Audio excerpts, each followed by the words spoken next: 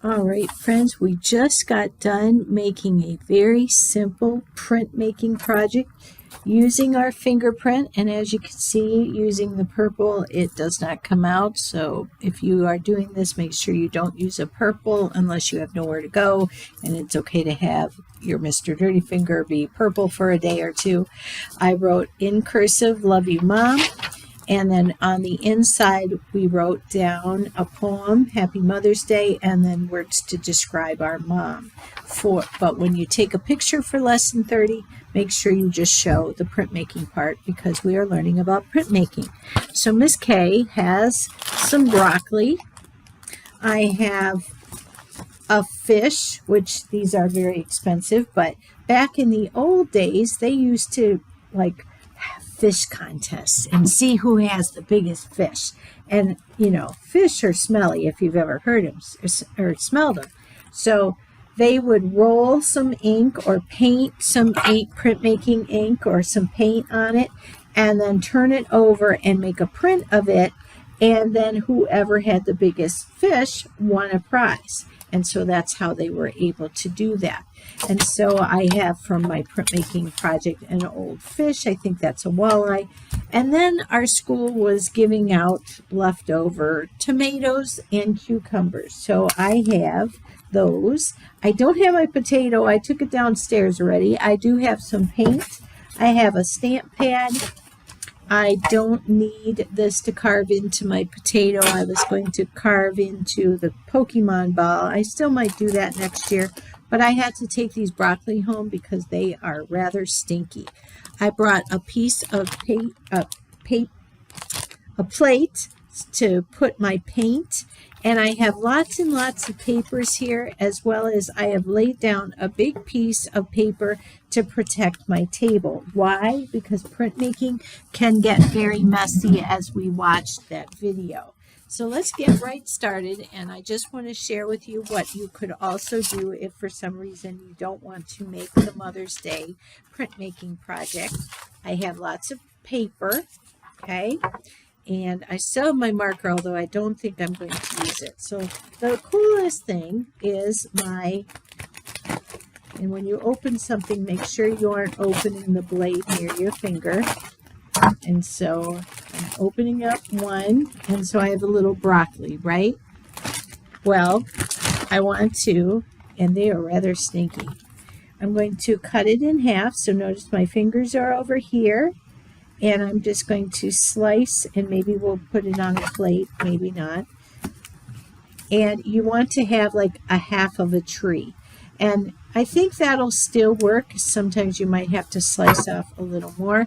But you definitely, this is just a quick way, because trees can be very hard. But if you print one, they're very easy. So if you need either printmaking ink, but for this, just regular paint. I got black paint. You can use any color you want. As you saw with the pop artists, they use lots and lots. And you could either just dip it in, or if you don't want to get a lot on, you could use a paintbrush and paint it on. But because I want to make this video short and sweet, I'm just sort of dipping it in just to make sure the side that I cut is showing, all right, that is in the ink. And I guess I'm just going to have to push it in the ink. Now this would work for apples, and you'll see where the seeds are, and it'll be pretty cool. Now I have a lot of ink on this. The first one is not going to turn out, so you want to get a scrap paper. So if this pink is your favorite paper, then go to another one and just practice. All right. And to me, I see lots of things, but I don't see a real good tree here. So maybe it's not what I thought it was going to be. So I'm pushing down. It looks like a footprint there. Maybe I just need a piece of broccoli, a different piece. There, that's starting to look like, but all these are the same size. So you can't do the small tree in the background, the big tree in the foreground, because they're all the same size trees. But notice it's very easy. I just made 5 prints of a tree, and as long as you like them, you're done with drawing trees if you need to. Now, look, 1, 2, 3, 4, 5, 6. On my 6th print, I'm thinking it's starting to look pretty good. All right, so maybe, just maybe, it'll still keep working. And I'll just put it right here. Hold on. All right. Whew, these broccoli stink. Okay. It's so funny, friends. I'm like, God, somebody's feet stink, because that's what this smells like. And then I thought, well, maybe it's my own feet. So I took off my shoe and smelled my shoe. I'm like, it's not my shoe. I'm like, maybe it's my neighbor's. And I'm like, no. And then I smelled it, and it was the broccoli. So, and maybe you think it looks like something else. All right. I don't know how impressed I am with that, but at least it does give the shape of a tree. I could go back when it dries and add in like the trunk lines, but it just is an easy way if you need, and if you have some broccoli and black paint or whatever color paint you want, to make a print. All right. And then also I'm going to take this and just chop this in half. All right. And let's see what happens when I dip this in the black paint. All right. I'm going to try it over here and see why I said it's getting messy. It's getting a little messy over here. My one paper, you probably should have them. And if you need to draw like just a circle, all right, there's my sun in the sky maybe. All right. And so I thought I would see seeds, but I don't see any seeds with these baby cucumbers. Oh, but it looks like a moon, doesn't it? All right. Oh, yeah, it looks like a moon. So maybe somewhere else I'll make this a moon. Now the cucumber, it smells really good. All right. But there is a moon, and maybe I'll make more than one. Maybe I want to try different ideas, because you don't usually want to do one and done with artworks that you really like. You want to try different ones. And I just really like the values that are coming through. Maybe it's just the water of the cucumber and it'll dry, but I just love how it looks like a moon. So I'm going to keep going until I don't have any more paper. Oops. Hold on. There's the eclipse, I guess. All right. Okay, so that is the cucumber. Let's see what happens. And please don't use a knife without someone watching over you. And keep your fingers to the left. All right, now this one is gushy. It's a little squishy. All right, so I'm moving this away from my computer. And I'm going to try this. I don't know what's going to happen. I'm going to twist it in there because sometimes tomatoes are a little more gooier. And I'm going to just try it on my scrap paper. And maybe you just got to drop it. Oh no, I got paint on the screen. I don't know how I did that. Maybe it's tomato. Okay, let me lift up. Put it back down, lift it up. And I don't know, it really doesn't, if you guys think it looks something like something, it looks just to me like I think the cucumber looks better. So I'm going to even throw it. Now you don't have to throw this out. You could let this dry, and this could be something you cut out in glue, just like scraps or something. But definitely do not eat the food that you're putting paint on, okay? Now the leftover broccoli I can take home and cook tonight, which that is probably what I'm going to do. And we'll have some stir fry or something. And so what you can do, I'm going to throw this out. There's just too much paint on that. But you can keep them all as long as you have a safe place to put them. And here is like my printing. Maybe I'll make a tree landscape. So there's my trees. You definitely don't want to make your trees look like they're falling, so make sure you're doing the number 11. And then just maybe color it in, maybe just leave it as is. Like just draw what you need to draw and leave the rest. okay? I'm also, I think I'm going to have to tell the custodian, otherwise it's going to really stink in here with all this food I'm dropping in the trash can. So I'm dropping all the rest of the food in the trash can.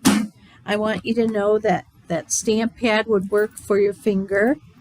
And I also want you to know that I am going to show you how to do that fish. Oh, I threw out. No, I didn't. Okay, so here's my fish.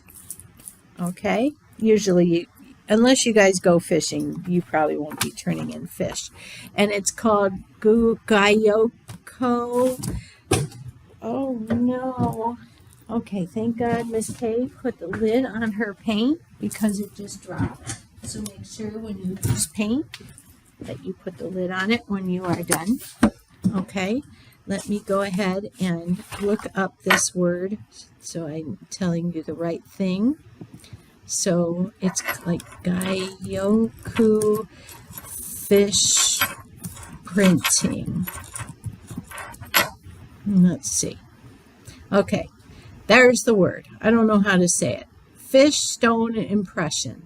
Printing fish. And then see at Blick Art Materials, you can get all these cool fish to print. And when you print them, it looks something like that. Now you can just type that word in, Gyotaku, and you can find out, and it's from the mid-1800s, so it goes way back. All right, so let's keep it going here, friends. So here's my prize fish. Miss Kay's pretending that she just fished, and oh, I put it on the wrong side. Make sure you bring some toilet paper or something to clean off your brush if you get it messy. So I am going to get paint on my brush. And another way, printmakers use brayers, which it's a roller, okay? And I don't have that with me, but you just grab it. It's a roller. It's like a paint roller if you've ever seen, and then you roll it into the printmaking ink. And what I have here today is not printmaking ink, but it still works to make a print for elementary school. If we were in college, it probably wouldn't be allowed. We'd have to get our own printmaking ink. And so everywhere it's shiny, you can see the texture of the fish. And this was really made from a real fish. And then they made a rubber mold of it. In live, when I was face to face, people always thought I had a real fish that I was holding, and I do not. So as long as it's shiny and don't glop it on, and you can see the texture of the little fish, you're all set.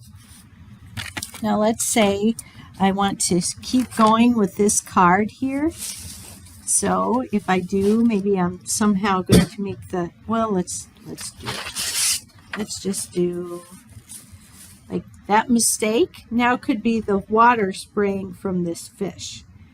Okay, so I'm just going to lay it down where I want it. And I'm not going to put it smack dab. There's maybe the moon. And it's there. And I only have a little bit of yuck on my fingers. And I'm just going to start by pushing. This is how they would do it. And they'd start at the top. And this is made of rubber. So obviously there's no drawing at the bottom. And then I roll back.